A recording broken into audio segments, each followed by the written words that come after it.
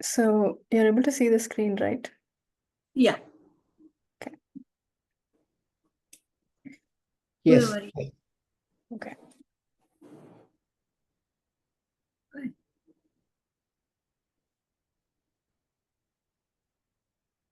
You can go ahead if you want. Yes. Give me 1 second. You let me know. Who will go first? Okay, I'll go. I'll start. Okay. So we'll chant the Dhyana shlokas and 1 through 14 together. So after that, I'll ask you to repeat after me, Geeta ji. Okay, sure. Okay.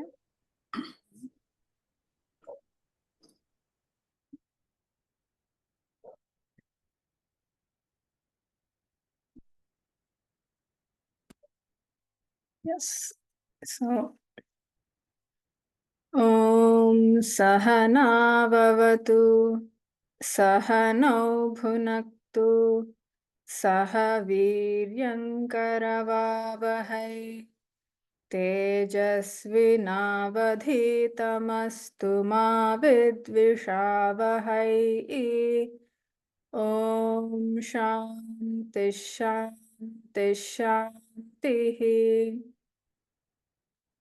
So we'll chant the Dhyana shlokas together.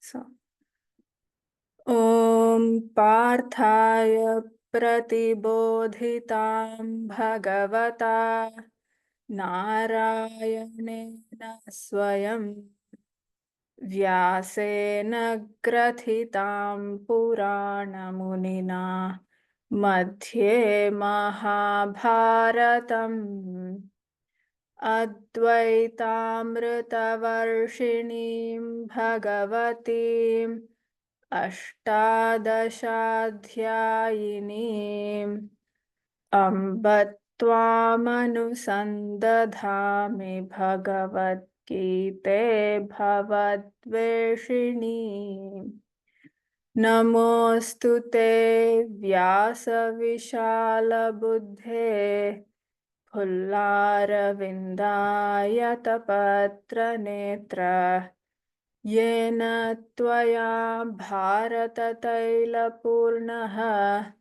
Prajwalito gnanamayah pradipaha Prapanna parijataya Totra vetraikapanaye Gnanamudraya Krishnaya Gītāmrita-duhe namaha Sarvopanishado gavaha Dogdha gopalanandanaha Partho vatsasudhir bhokta Dugdham Gītāmritam mahat Vasudeva sutan devam Kamsa Chanuramardanam Devaki Paramanandam Krishnam Vande Jagadgurum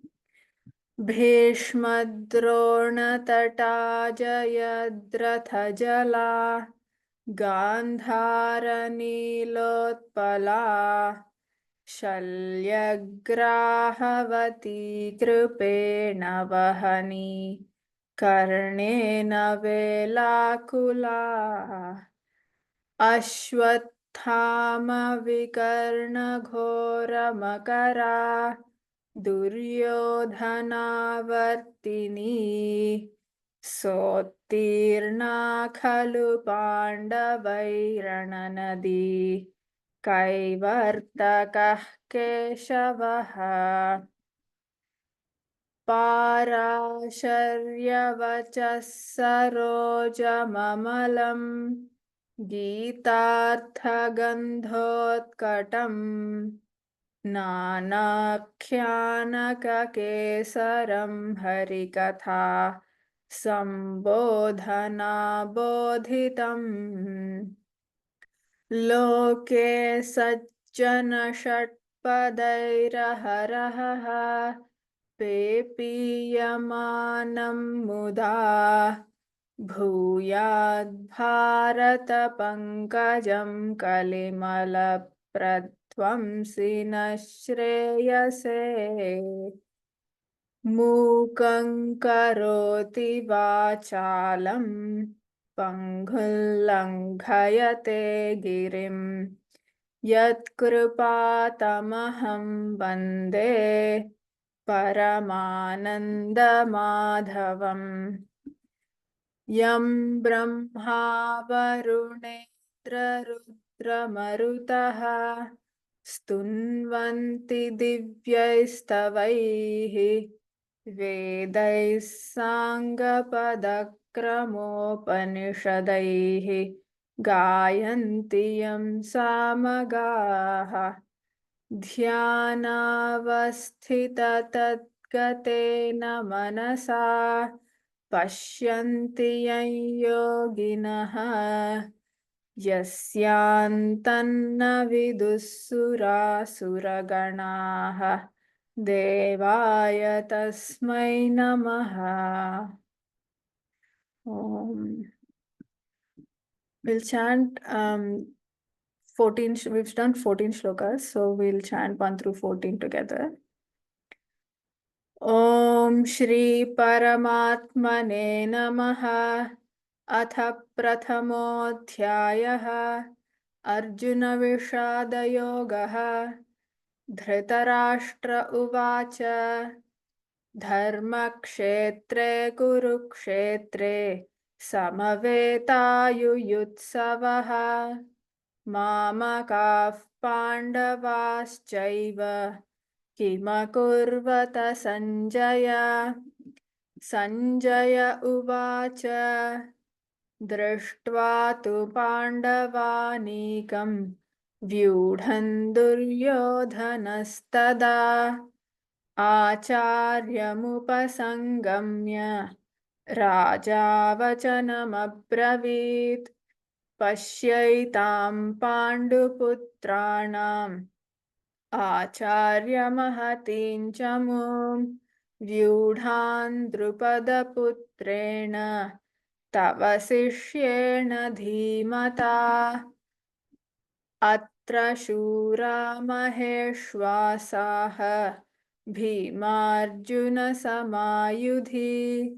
युयुधानो विराटश्च द्रुपदश्च महारथः धृष्टकेतुश्चेकितानः काशीराजश्च वीर्यवान् पुरुजित् कुन्तिभोजश्च शैब्यश्च नरपुङ्गवः युधामन्युश्च विक्रान्तः उत्तमौजाश्च वीर्यवान् सौभद्रो द्रौपदेयाश्च सर्व एव महारथाः अस्माकं तु विशिष्टाये तान्निबोधद्विजोत्तम नायका मम सैन्यस्य संज्ञार्थं तान् ब्रवीमि ते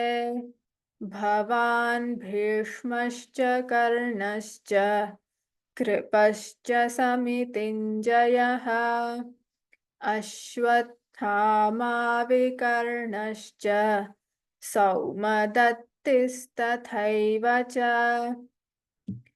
अन्ये च बहवः शूराः मदर्थे त्यक्तजीविताः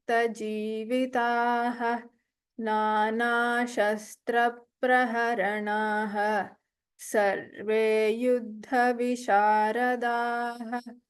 अपर्याप्तं तदस्माकं बलं भीष्माभिरक्षितं पर्याप्तं त्विदमेतेषां बलं भीमाभिरक्षितम् अयनेचुष सर्वेषु यथा भागमवस्थिताः भीष्ममेवाभिरक्षन्तु भवन्तः सर्व एव हि तस्य सञ्जनयन् हर्षं कुरु वृद्धः पितामहः सिंहनादं विनद्योच्चैः शङ्खं दद्मौ प्रतापवान् ततः शङ्खाश्च भैर्यश्च पणवानकगोमुखाः सहसैवाभ्यहन्यन्त सशब्दस्तु मुलोऽभवत् ततः श्वेतैर्हयैर्युक्ते महति स्यन्दने स्थितौ माधवः पाण्डवश्चैव दिव्यौ शङ्खौ प्रदध्मतुः. So we'll start the new verses, the 15th verse. Geeta ji, I'll chant pada by pada. You can repeat twice. Okay? I'm asking to unmute yourself. Yeah. पाञ्चजन्यं हृषीकेशः पाञ्चजन्यं ऋषिकेशः Again. पाञ्चजन्यं ऋषिकेशः देवदत्तं धनञ्जयः देवदत्तं धनञ्जयः देवदत्तं च धनञ्जयः पौण्ड्रं दद्मौ महाशङ्खम् पौण्ड्रं दद्मौ महाशङ्खम्. Yeah, it's a dadhmau. So the alpa prana and immediately after that mahaprana dha. So poundran dadhmau mahashankham. पौण्ड्रं दद्मौ महाशङ्खम्. Yeah. भीमकर्मावृकोदरः भीमकर्मावृकोदरः भीमकर्मावृकोदरः. I'll chant line by line. So पाञ्चजन्यं हृषीकेशः देवदत्तं धनञ्जयः पाञ्चजन्यं ऋषिकेशः देवदत्तं धनञ्जयः पौण्ड्रं दद्मौ महाशङ्खं भीमकर्मावृकोदरः पौण्ड्रं दद्मौ महाशङ्ख भीमकर्मावृकोदरः. Yeah. So here Panchajanyam Hrishikeshaha, here the Murdhanya Shakara is there, and Deva Dattan Dhananjayaha. So the Anuswara takes the form of a Nakara here. And Poundran Dadhmau, here also the Anuswara takes a Nakara. So Poundran Dadhmau and Mahashankham Bhima Karma Virkodaraha. Okay, I'll chant the whole shloka. पाञ्चजन्यं हृषीकेशः देवदत्तं धनञ्जयः पौण्ड्रं दद्मौ महाशङ्खं भीमकर्मावृकोदरः. Can you repeat, Geeta ji? Sure. पाञ्चजन्यं ऋषिकेशः देवदत्तं धनञ्जयः पौण्ड्रं दद्मौ महाशङ्खं भीमकर्मावृकोदरः. Yes, well done. Would anybody else like to try? Can you just go through the Anuswara of the first line, please, again? Yeah. Panchajanyam Hrishikeshaha Devadattan Dhananjayaha. Here, the Anuswara Devadattam takes Nakara. So, Devadattan Dhananjayaha. Okay, thank you. Yeah. Panchajanyam Rishikeshaha Devadattan Dhananjayaha.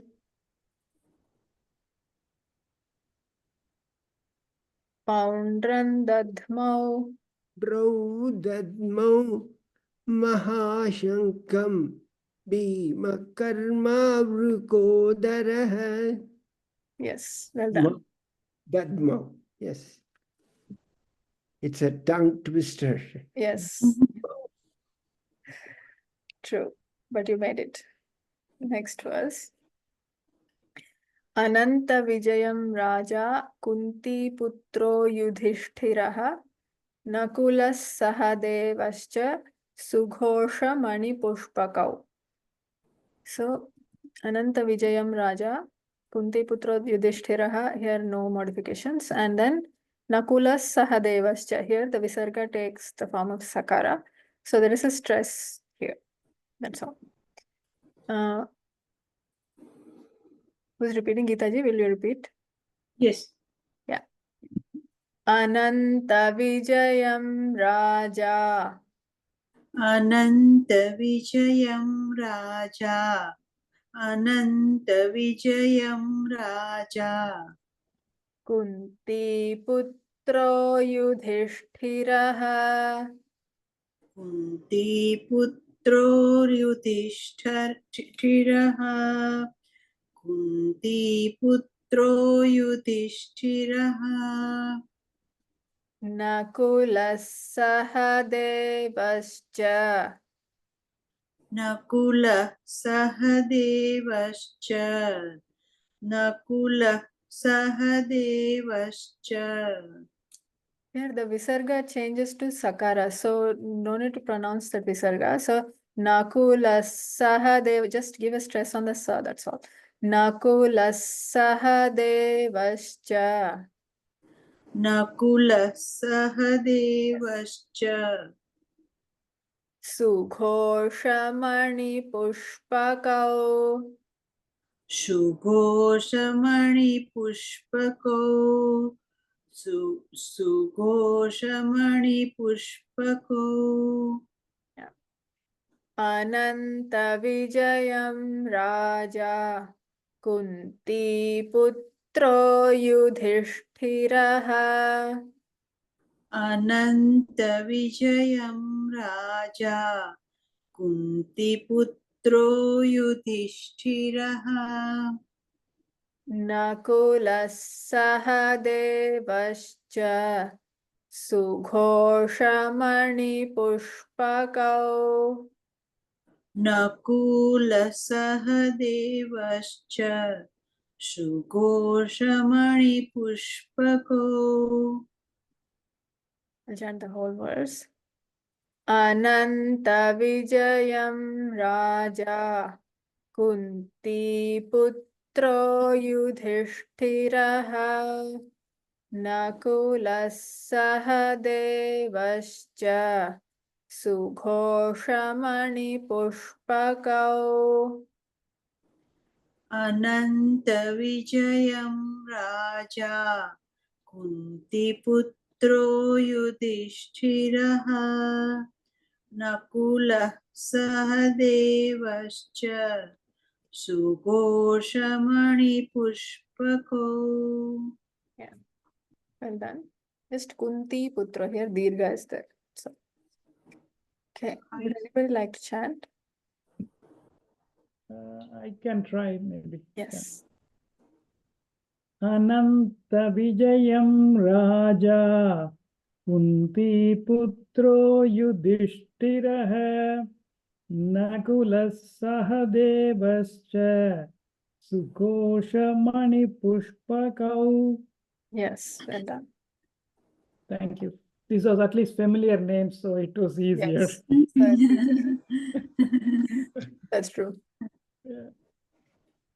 Next was काश्यश्च परमेश्वासः शिखण्डी च महारथः धृष्टद्युम्नो विराटश्च सात्यकिश्चापराजितः. So काश्यश्च परमेश्वासः काश्यश्च परमेवासः परमेश्वासः. परमेश्वासः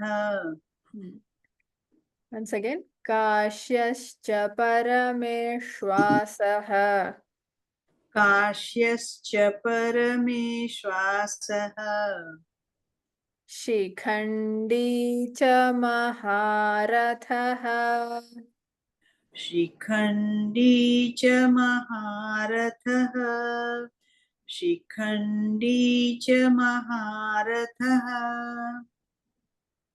धृष्टद्युम्नो विराटश्च दृष्टद्युम्नो विराटश्च दृष्टद्युम्नो विराटश्च सात्यकिश्चापराजितः सात्यकिश्चापराजितः सात्यकिश्चापराजितः काश्यश्च परमेश्वासः शिखण्डी च महारथः काश्यश्च परमेश्वासः शिखण्डी च महारथः Yeah, go ahead. काश्यश्च परमेश्वासः शिखण्डी च महारथः धृष्टद्युम्नो विराटश्च सात्यकिश्चापराजितः दृष्टद्युम्नो विराटश्च सात्यकिश्चापराजितः दृष्टद्युम्नो विराटश्च सात्यकिश्चापराजितः काश्यश्च परमेश्वासः शिखण्डी च महारथः धृष्टद्युम्नो विराटश्च सात्यकिश्चापराजितः काश्यश्च परमेश्वासः शिखण्डी च महारथः दृष्टद्युम्नो विराटश्च सात्यकिश्चापराजितः. Would anybody like to try? I can try. Yes. काश्यश्च परमेश्वासः शिखण्डी च महारथः धृष्टद्युम्नो विराटश्च सात्यकिश्चापराजितः. Well done. Yeah. So, Drishta, like I know it's when the Mahaprana is there in the first letter, it's difficult to pronounce the Mahaprana, but well done, I guess. Next verse is Drupado Draupadeyascha Sarvashah Prithivipate Saubhadrascha Mahabahuhu Shankhan Dadhmuh Prithak Prithak. So both all three, there are three visargas here. Sarvashaf Prithivipate, the Visarga here takes the Upadhmaniya sound. And in the second line, Mahabahuhu, if you're taking a break, you can say Mahabahuhu and Shankhan Dadmu. And if you're not taking a break, then the Shakara, the Visarga takes the form of a Shakara. Mahabahu Shankhan Dadmu, it will become. And the next modification is the next Visarga, Dadmuf Prithak Prithak. Here again, the Visarga takes the form of a Upadhmaniya. Okay. So, Drupado Draupadeyascha. Drupado Draupadeyascha. Once again. Drupado Draupadeyascha. Sarvashah Prithivipate. It's all good. Sarvasha Prithivipate. Sarvasha Prithivipate. Saubhadrascha Mahabahuhu. Saubhadrascha Mahabahuhu. Saubhadrascha Mahabahuhu. Shankhan Dadmuf Prithak Prithak. Shankhan Dadmu Pruthak Pruthaka. Shankhan Dadmu Pruthak Pruthaka. Drupado Draupadeyascha. Sarvashah Prithivipate. Drupado Draupadeyascha. Sarvasha Prithivipate. Drupado Draupadeyascha. Sarvasha Prithivipate. Sorry. Saubhadrascha Mahabahuhu. Shankhan Dadmuf Prithak Prithak. Saubhadrascha Mahabahuhu. Shankhan Dadmu Pruthak Pruthaka. Saubhadrascha Mahabahuhu. Shankhan Dadmu Pruthak Pruthaka. Drupado Draupadeyascha. Sarvashah Prithivipate. Saubhadrascha Mahabahuhu. Shankhan Dadmuf Prithak Prithak. Drupado Draupadeyascha. Sarvasha Prithivipate. Saubhadrascha Mahabahuhu. Shankhaddadmu Pruthak Pruthaka. Shankhan Dadmuf Prithak Prithak. Shankhan Dadmu Pruthak Pruthaka. Yes, you got it now. Well done.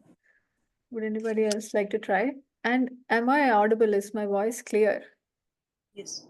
Okay. Yes. Would anybody like to try? 18th. Okay. I will give it Yes. a try. Drupado Draupadeyascha Sarvasha Prativipate Saubhadrascha Mahabahuhu Shankhan Dadmu Pruthak Pruthak. Well done. Got it almost. Next was Saghosho Dhartarashtranam Hridayani Vyadarayat नभश्च पृथिवीं चैव तुमुलो व्यनुनादयन्. So, here only one modification is there, that is Prithivin Chaiva in the second sentence. The Anuswara here becomes Nya, that is palatal. So, Chacha Jachanya. So, Nabhascha Prithivin Chaiva. Prithivim Chaiva becomes Prithivin Chaiva. Okay. So, सघोषोधार्तराष्ट्राणाम् सघोषोधार्तराष्ट्राणाम् सघोषोधार्तराष्ट्राणाम् हृदयानि व्यदारयत् हृदयानि व्यदारयत हृदयानि व्यदारयत नभश्च पृथिवीं चैव नभश्च पृथिवीं चैव नभश्च पृथिवीं चैव तुमुलो व्यनुनादयन् तुमुलो व्यनुनादयन् तुमुलो व्यनुनादयन् सघोषोधार्तराष्ट्राणाम् हृदयानि व्यदारयत् सघोषोधार्तराष्ट्राणाम् हृदयानि व्यदारयत सघोषोधार्तराष्ट्राणाम् हृदयानि व्यदारयत नभश्च पृथिवीं चैव तुमुलो व्यनुनादयन् नभश्च पृथिवीं चैव तुमुलो व्यनुनादयन् नभश्च पृथिवीं चैव तुमुलो व्यनुनादयन् सघोषोधार्तराष्ट्राणाम् हृदयानि व्यदारयत् नभश्च पृथिवीं चैव तुमुलो व्यनुनादयन् सघोषोधार्तराष्ट्राणाम् हृदयानि व्यदारयत नभश्च पृथिवीं चैव तुमुलो व्यनुनादयन्. Okay, well done. Would anybody like to try? I can Like- try. Yes. Saghoshodartarashtranam hridayani vyadarayat nabhascha prithivim chaiva tumulo vyanunadayan. Nice. Well done. Tumulo Vyanunadayan. Correct. Next verse is Atha Vyavasthitan Drashtva Dhartarashtran Kapidhvajaha Pravritte Shastra Sampate Dhanurudyamya Pandavaha. Okay.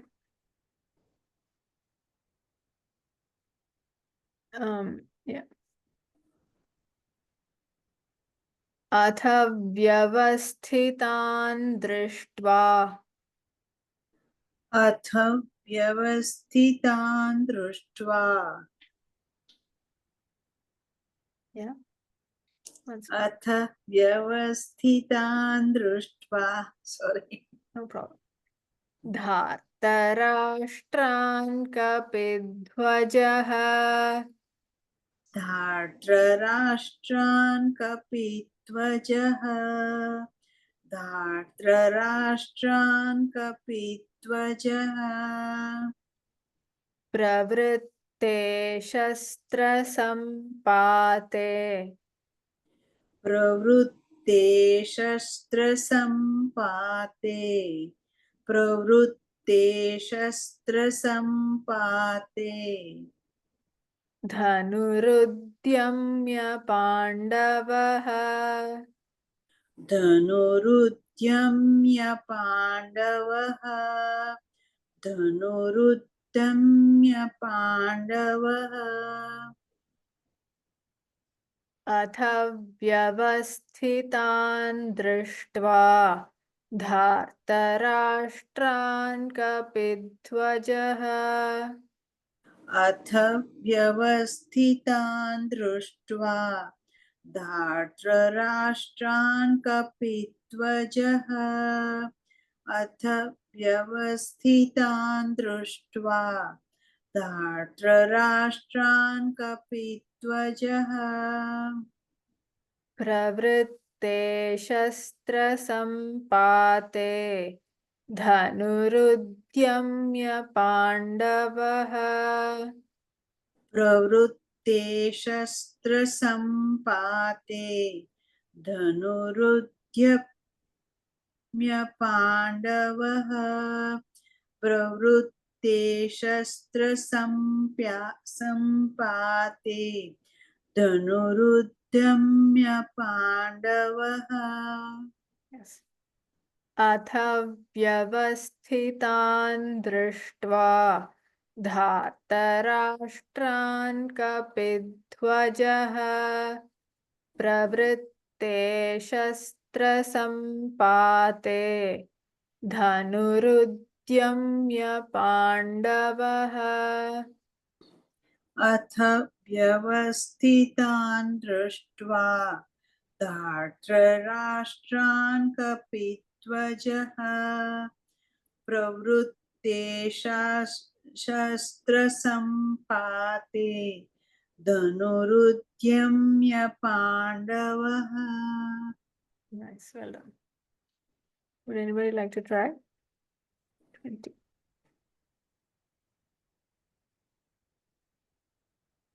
I can try. Yes. अथ व्यवस्थितान् दृष्ट्वा धार्तराष्ट्रान् कपिध्वजः प्रवृत्ते शस्त्रसम्पाते धनुरुद्यम्य पाण्डवः Yes, well done.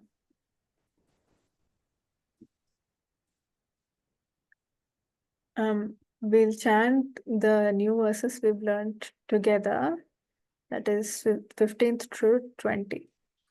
So, and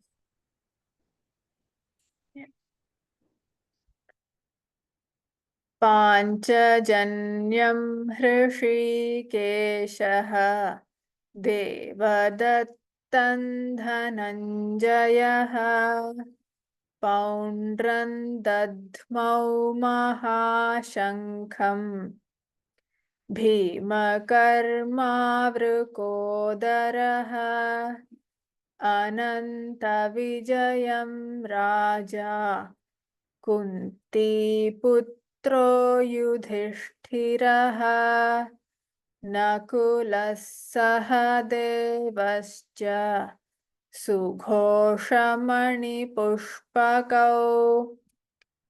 काश्यश्च परमेश्वासः शिखण्डी च महारथः धृष्टद्युम्नो विराटश्च सात्यकिश्च पराजितः द्रुपदो द्रौपदेयाश्च सर्वशः पृथिवीपते सघोषोधार्तराष्ट्राणां हृदयानि व्यदारयत् अथ व्यवस्थितान् दृष्ट्वा धार्तराष्ट्रान् कपिध्वजः प्रवृत्ते शस्त्रसम्पाते धनुरुद्यम्य पाण्डवः. So far, any questions or any words that you have trouble with? Can ask. If you could please chant again the 17th, please. 17th. Yes. Okay.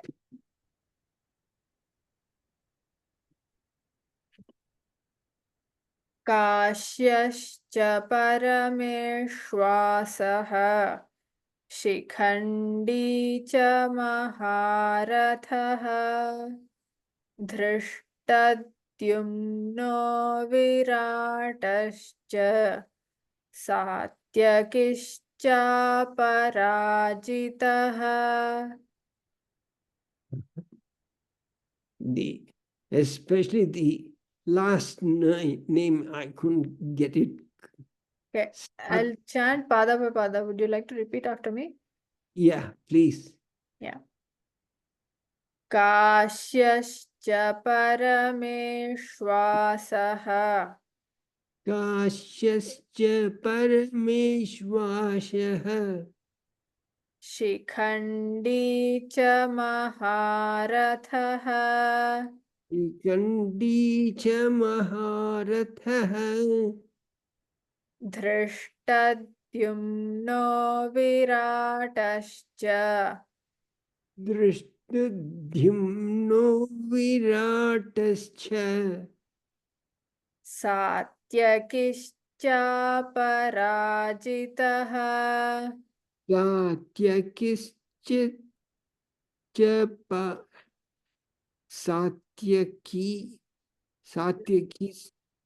सात्यकिश्चापराजितः. सात्यकिश्चापराजितः Yes. सात्यकिश्चापराजितः.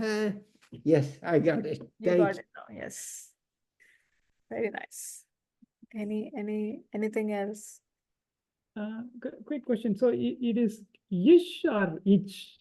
Kishcha or Ishcha, sha. Isha? Satyakishcha, the Talavya Shakara is there. And then cha. Okay. Then I was curious with the verse 20 that I see one more line, third line also. That is a part of 21st verse. Oh, That is a part of 21st verse. 21st, okay. Shikeshantada vakyamidamahamhaipete, and then Arjuna Uvacha, right? Okay, I see. Yeah. Okay. So otherwise it is always 2 lines, right? I mean, 20. Yeah. Okay. Yeah. All the yeah. Shloka is 2 lines. Yeah. Anushtup, right? Sorry? Anushtup Chandas, right? Yes. Anushtup Chandas.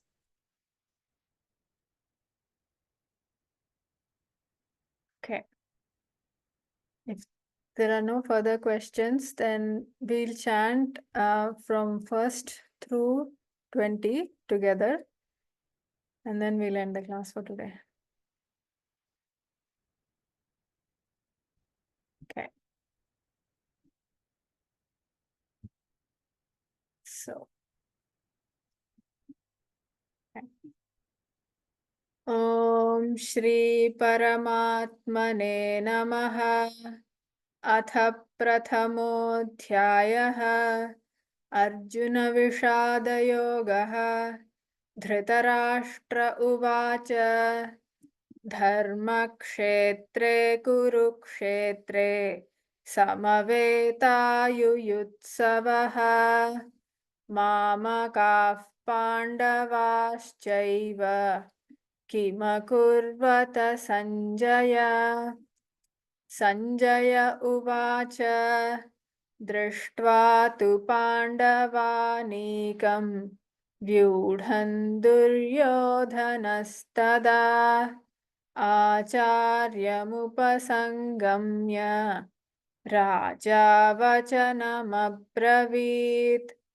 पश्यैतां पाण्डुपुत्राणाम् आचार्यमहतीं च मूं व्यूढान् द्रुपदपुत्रेण तव शिष्येण धीमता अत्र शूरा महेश्वासाः भीमार्जुनसमायुधि युयुधानो विराटश्च द्रुपदश्च महारथः धृष्टकेतुश्चेकितानः काशीराजश्च वीर्यवान् पुरुजित् कुन्तिभोजश्च शैभ्यश्च नरपुङ्गवः युधामन्युश्च विक्रान्तः उत्तमौजाश्च वीर्यवान् सौभद्रो द्रौपदेयाश्च सर्व एव महारथाः अस्माकं तु विशिष्टाये तान्निबोध द्विजोत्तम नायका मम सैन्यस्य संज्ञार्थं तान् ब्रवीमि ते भवान् भीष्मश्च कर्णश्च कृपश्च समितिञ्जयः अश्वत्थामा विकर्णश्च सौमदत्तिस्तथैव च अन्ये च बहवः शूराः मदर्थे त्यक्तजीविताः नानाशस्त्रप्रहरणाः सर्वे युद्धविशारदाः अपर्याप्तं तदस्माकं बलं भीष्माभिरक्षितम् पर्याप्तं त्विदमेतेषां बलं भीमाभिरक्षितम् अयनेचु स सर्वेषु यथा भागमवस्थिताः भीष्ममेवाभिरक्षन्तु भवन्तः सर्व एव हि तस्य सञ्जनयन् हर्षं कुरु वृद्धः पितामहः सिंहनादं विनद्योच्चैः शङ्खं दद्मौ प्रतापवान् ततः शङ्खाश्च भैर्यश्च पणवानकगोमुखाः सहसैवाभ्यहन्यन्त सशब्दस्तु मुलोऽभवत् ततः श्वेतैर्हयैर्युक्ते महति स्यन्दने स्थितौ माधवः पाण्डवश्चैव दिव्यौ शङ्खौ प्रदध्मतुः पाञ्चजन्यं हृषीकेशः देवदत्तं धनञ्जयः पौण्ड्रं दध्मौ महाशङ्खं भीमकर्मावृकोदरः अनन्तविजयं राजा कुन्तीपुत्रो युधिष्ठिरः नकुलः सह देवश्च सुघोषमणिपुष्पकौ काश्यश्च परमेश्वासः शिखण्डी च महारथः धृष्टद्युम्नो विराटश्च सात्यकिश्चापराजितः द्रुपदो द्रौपदेयाश्च सर्वशः पृथिवीपते सौभद्रश्च महाबाहुः शङ्खान् दध्मुः पृथक् पृथक् सघोषोधार्तराष्ट्राणां हृदयानि व्यदारयत् नभश्च पृथिवीं चैव तुमुलोऽप्यनुनादयन् अथ व्यवस्थितान् दृष्ट्वा धार्तराष्ट्रान् कपिध्वजः प्रवृत्ते शस्त्रसम्पाते धनुरुद्यम्य पाण्डवः ॐ यदक्षरपदभ्रष्टं मात्राहीनं तु यद्भवेत् तत्सर्वं क्षम्यतां देव प्रसीद परमेश्वर ॐ पूर्णमदः पूर्णमिदं पूर्णात् पूर्णमुदच्यते पूर्णस्य पूर्णमादाय पूर्णमेवावशिष्यते ॐ शान्ति शान्ति शान्तिः हरिः ॐ श्रीगुरुभ्यो नमः हरिः ॐ Thank you. Only one question. Yes. You just, I know you chanted the